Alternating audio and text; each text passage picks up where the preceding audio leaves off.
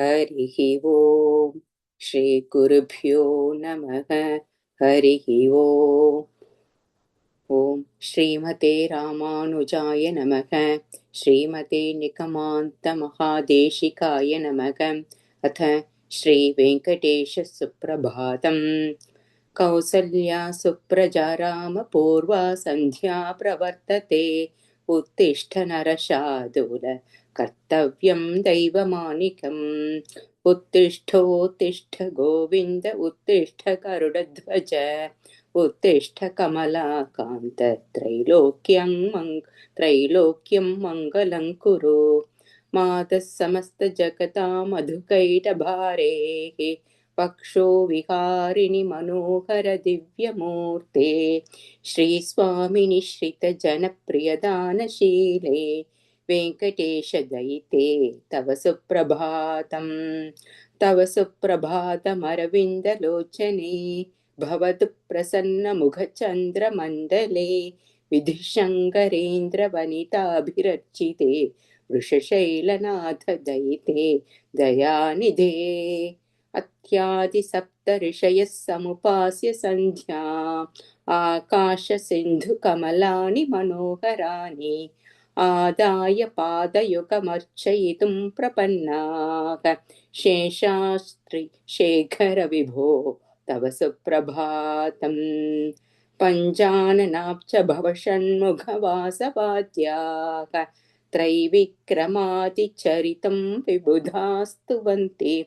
भाषापतिः पठति वासरशुद्धिमारात्। शेषाद्रिशेखर विभो तव सुप्रभातम्। ईषत्प्रफुल्ल सरसीरुहनारिकेल भोगतृमादि सुमनोहर पालिकानाम् आवादिमन्दमनिलः सकदिव्यगन्धैः। शेषाद्रिशेखर विभो तव सुप्रभातम्। उन्मील्य नेत्रयुगमुत्तमपञ्जरस्थाः पात्रावशिष्टकदलीफलपायसानि भुक्त्वा सलीलमधकेलिशुकाः पठन्ति। शेषाद्रिशेखर विभो तव सुप्रभातम्। तन्त्री प्रकर्ष मधुरस्वनया विपञ्च्या गायत्यनन्तचरितं तव नारदोऽपि। भाषा समक्रमसकृत्करचाररम्यम्। शेषाद्रिशेखर विभो तव सुप्रभातम्। भृङ्गावली च मकरन्दरसानुविद्धझङ्कार गीतनिनदैः सकसेवनाय निर्यात्युपान्तसरसी कमलोदरेभ्यः। शेषाद्रिशेखर विभो तव सुप्रभातम्। योषागणेन वरदध्नि विमथ्यमाने घोषालयेषु तधिमन्थन तीव्रघोषाः रोषात् कलिं विततथे ककुभश्च कुम्भाः। शेषाद्रिशेखर विभो तव सुप्रभातम्। पद्मेशमित्रशतपत्रकदालिवर्गाः कर्तुं श्रयं कुवलयस्य निजाङ्गलक्ष्म्या भेरीनिनादमिव बिभ्रति तीव्रनादम्। शेषाद्रिशेखर विभो तव सुप्रभातम्। श्रीमन्नभीष्टवरदाखिललोकबन्धो श्री श्रीनिवास जगदेकदयैकसिन्धो श्रीदेवतागृहभुजान्त्र दिव्यमूर्ते श्रीवेङ्कटाचलपते तव सुप्रभातम्। श्रीस्वामि पुष्करिणिकाप्लवनिर्मलाङ्गाः श्रेयोर्थिनो हरविरिञ्जि सनन्दनाद्याः द्वारे वसन्ति वरवेत्र हतोत्तमाङ्गाः। श्रीवेङ्कटाचलपते तव सुप्रभातम्। श्रीशेषशैलगरुडाचलवेङ्कटात्रिनारायणात्रिवृषभात्रिवृषात्रिमुख्याम् आख्यां त्वदीयवसतेरनिशं वदन्ति। श्रीवेङ्कटाचलपते तव सुप्रभातम्। सेवापरा शिवसुरेश कृशान धर्मरक्षोऽम्ब अध पवमानधनाधिनाथाः पथाञ्जलिप्रविल सन्निजशेषदेशाः श्रीवेङ्कटाचलपते तव सुप्रभातम् धाडीषु ते विहकराज मृगाधिराज नागाधिराज गजराज हयाधिराजाः स्वस्वाधिकारमहिमातिकमर्थयन्ते श्रीवेङ्कटाचलपते तव सुप्रभातम् सूर्येन्दुभौमबुधवाक्पतिकाव्यसौरि स्वर्भानुकेतुद्विषत् परिषत्प्रधानाः त्वद्दासदासचरमावधितासदासाः श्रीवेङ्कटाचलपते तव सुप्रभातम् त्वत्पादधूलिभरितस्फुरितोत्तमाङ्गाः स्वर्गापवर्गनिरपेक्षनिजान्द्ररङ्गाः कल्पागमाकलनया कुलतां लभन्ते श्रीवेङ्कटाचलपते तव सुप्रभातम् त्वद्गोपुराग्रशिखराणि निरीक्ष्यमाणाः स्वर्गापवर्गपदवीं परमां श्रयन्तः मर्त्या मनुष्यभुवने मतिमाश्रयन्ते श्रीवेङ्कटाचलपते तव सुप्रभातम् श्रीभूमिनायकदयादिगुणामृताब्धे देवाधिदेव जगदेक शरण्यमूर्ते श्रीमन्ननन्दगरुडादिभिरर्चिताङ्घ्रे श्रीवेङ्कटाचलपते तव सुप्रभातम् श्रीपद्मनाभपुरुषोत्तम वासुदेव वैकुण्ठमाधव जनार्दन चक्रपाणि श्रीवत्सचिह्न शरणागत पारिजात श्रीवेङ्कटाचलपते तव सुप्रभातम् कन्दर्पदर्पहर सुन्दर दिव्यमूर्ते कान्ताकुचाम्बुरुह कुट्मललोल दृष्टे कल्याण निर्मल गुणाकर दिव्यकीर्ते श्रीवेङ्कटाचलपते तव सुप्रभातम् मीनाकृते कमढकुक्कोल नृसिंहवर्णिन् स्वामिन् परश्वध तपोधन रामचन्द्र शेषांश राम यदुनन्दन कल्किरूप श्रीवेङ्कटाचलपते तव सुप्रभातम् येलालवङ्ग घनसार सुगन्धितीर्थम् दिव्यं वियत्सरिति हेमघडेषु पूर्णम् धृत्वात्यवैतिकशिखामणय प्रहृष्टाः तिष्ठन्ति वेङ्कटपते तव सुप्रभातम् भास्वानुचेति विकचानि सरोरुहानि सम्पूरयन्ति निनतः ककुभो विहङ्काः श्रीवैष्णवाः सततमर्थितमङ्गलास्ते धाम श्रयन्ति तव वेङ्कटसुप्रभातम् ब्रह्मादयः सुरवराः समहर्षयस्ते सन्तः सनन्तनमुखास्त्वथ योगिवर्याः धामन्तिके तव हि मङ्गलवस्तुहस्ताः श्रीवेङ्कटाचलपते तव सुप्रभातम् लक्ष्मीनिवास निरवत्य गुणैकसिन्धो संसारसागरसमुत्तरणैकसेतो वेदान्तवेत्य निजवैभव भक्तभोग्य श्रीवेङ्कटाचलपते तव सुप्रभातम् इत्थं वृषाचलपतेरिह सुप्रभातम् ये मानवाः प्रतिदिनं पठितुं प्रवृत्ताः तेषां प्रभातसमये स्मृतिरङ्गभाजां प्रज्ञां परार्थसुलभां परमां प्रसूते इति श्रीवेङ्कटेश सुप्रभातं समाप्तम्। श्रीगुरुभ्यो नमः। हरिः ओम्। श्रीमते रामानुजाय नमः। श्रीमते निगमान्तमहादेशिकाय नमः। अथ श्रीवेङ्कटेश सुप्रभातम्।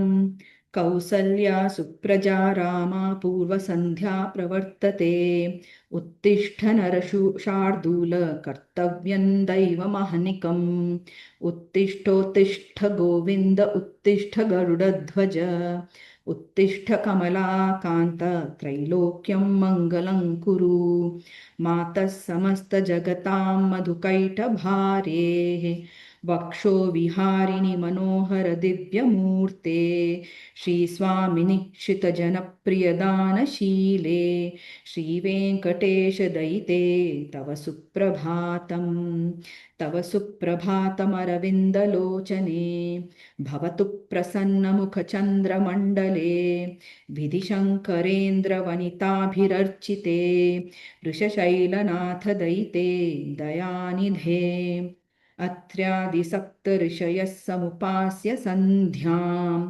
आकाशसिन्धुकमलानि मनोहराणि आदाय पादयुगमर्चयितुं प्रपन्नाः शेषाद्रिशेखर विभो तव सुप्रभातम् पञ्चाननाब्जभवषण्मुखवासवाद्याः त्रैविक्रमादितचरितं विबुधाः स्तुवन्ति भाषापतिः पठति वासरशुद्धिमारात् शेषाद्रिशेखर विभो तव सुप्रभातम् ईषत्प्रफुल्लसरसीरुहनारिकेलपूगद्रुमादिसुनं सुमनोहरपालिकानाम् आवाति मन्दमनिलः सह आवाति मन्दमनिलः निलः सह दिव्यगन्धैः शेषाद्रिशेखर विभो तव सुप्रभातम् उन्मील्य नेत्रयुगमुत्तमपञ्चरस्थाः पात्रावशिष्टकदलीफलपायसानि भुक्त्वा सलीलमथ केलिषुकाः पठन्ति शेषाद्रिशेखर विभो तव सुप्रभातम् तन्त्रीप्रकर्षमधुरस्वनया विपञ्च्या गायत्यनन्तचरितं तव नारदोऽपि भाषासमग्रमसकृत्करचारविरम्यं शेषाद्रिशेखर विभो तव सुप्रभातम् भृङ्गावली च मकरन्दरसानुविन्ध विद्धझङ्कारगीतनिनदैः सह सेवनाय निर्यात्युपान्तसरसीकमलोदव्रेभ्यः शेषाद्रिशेखर विभो तव सुप्रभातम् योगा गणेशवदनग्निविमथ्यमाने घोषालयेषु दधिमन्थन तीव्रघोषाः रोषात् कलिं विदधते कुकुभश्च कुम्भाः शेषाद्रिशेखर विभो तव सुप्रभातम् पद्मेशमित्रशतपत्रगतालिवर्गाः हर्तुं श्रियङ्कुवलयस्य निजाङ्गलक्ष्म्यां भेरीनिनादमिव बिभ्रति तीव्रनादं शेषाद्रिशेखर विभो तव सुप्रभातम् श्रीमन्नभीष्टवरदाखिललोकबन्धो श्रीनिवास जगदेकदैकसिन्धो श्रीदेवतागृहभुजान्तरदिव्यमूर्ते श्रीवेङ्कटाचलपते तव सुप्रभातम् श्रीस्वामि पुष्करिणिकाल्पव निर्मलाङ्गाः श्रेयोर्थिनो हरविरिञ्चि सनन्दनाद्याः द्वारे वसन्ति वरवेत्र हतोत्तमाङ्गाः श्रीवेङ्कटाचलपते तव सुप्रभातम् श्रीशेषशैलगरुडाचलवेङ्कटाद्रिनारायणाद्रिवृषभाद्रिवृषाद्रिमुख्याम् आख्यान् त्वदीयवसतेरनिशं वदन्ति श्रीवेङ्कटाचलपते तव सुप्रभातम् सेवापराः शिवसुरेश कृशानुधर्मरक्षोऽम्बुनाथ पवमानधनाधिनाथाः बद्धाञ्जलिप्रविलसन्निज शीर्षदेशाः श्रीवेङ्कटाचलपते तव सुप्रभातम् धाटीषु ते विहगराज मृगाधिराज नागाधिराज गजराज हयाधिराजाः स्वस्वाधिकारमहिमादिकमर्थयन्ते श्रीवेङ्कटाचलपते तव सुप्रभातम् सूर्येन्दुभौमबुधवाक्पतिकाव्यसौरिस्वर्भानुकेतुदिविशत्परिषत् प्रधानाः त्वद्दासदासचरमावधिदासदासाः श्रीवेङ्कटाचलपते तव सुप्रभातम् त्वत्पादधूलिभरितस्फुरितोत्तमाङ्गाः स्वर्गापवर्गनिरपेक्षनिजान्तरङ्गाः कल्पागमाकलनयाकुलतां लभन्ते श्रीवेङ्कटाचलपते तव सुप्रभातम् त्वद्गोपुराग्रशिखराणि निरीक्षमाणाः स्वर्गापवर्गपदवीं परमां श्रयन्तः मर्त्या मनुष्यभुवने मतिमाश्रयन्ते श्रीवेङ्कटाचलपते तव सुप्रभातम् श्रीभूमिनायकदयादिगुणामृताब्धे देवाधिदेव जगदेकशरण्यमूर्ते श्रीमन्नन्तगरुडादिभिरर्चिताङ्घ्रे श्रीवेङ्कटाचलपते तव सुप्रभातम् श्रीपद्मनाभपुरुषोत्तमवासुदेव वैकुण्ठमाधव जनार्दन चक्रपाणे श्रीवत्स चिह्नशरणागत पारिजात श्रीवेङ्कटाचलपते तव सुप्रभातम् कन्दर्पदर्पहर सुन्दर दिव्यमूर्ते कान्ताकुचाम्बुरुह कुट्मललोलदृष्टे कल्याणनिर्मलगुणाकर दिव्यकीर्ते श्रीवेङ्कटाचलपते तव सुप्रभातम् मीनाकृते कमठकोलनृसिंहवर्णिन् स्वामिन् परश्वथ तपोधन रामचन्द्र शेषांश राम यदुनन्दन कल्किरूप श्रीवेङ्कटाचलपते तव सुप्रभातम् एलालवङ्गघनसार सुगन्धितीर्थं दिव्यं वियत्सरिति हेमघटेषु पूर्णं धृत्वाद्यद्वैदिकशिखामणयः प्रहृष्टाः तिष्ठन्ति वेङ्कटपते तव सुप्रभातम् भास्वानुदेति विकचानि सरोरुहाणि सम्पूरयन्ति निनदैः ककुभो विहङ्गाः श्रीवैष्णवास्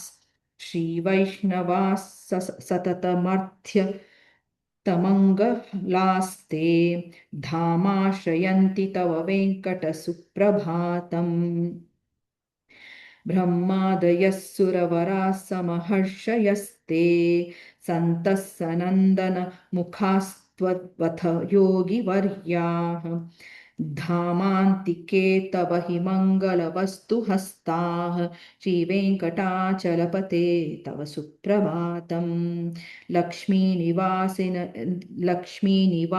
निरवध्यगुणैकसिन्धो संसारसागरसमुत्तरणैकसेतो वेदान्तवेद्य निजवैभवभक्तभोग्य श्रीवेङ्कटाचलपते तव सुप्रभातम् इत्थं वृषाचलपतेरिह सुप्रभातं ये मानवाः प्रतिदिनं पठितुं प्रवृत्ताः तेषां प्रभातसमये स्मृतिरङ्गभाजां प्रज्ञां परार्थसुलभां परमां प्रसूते इति श्रीवेङ्कटेशसुप्रभातं सम्पूर्णम्।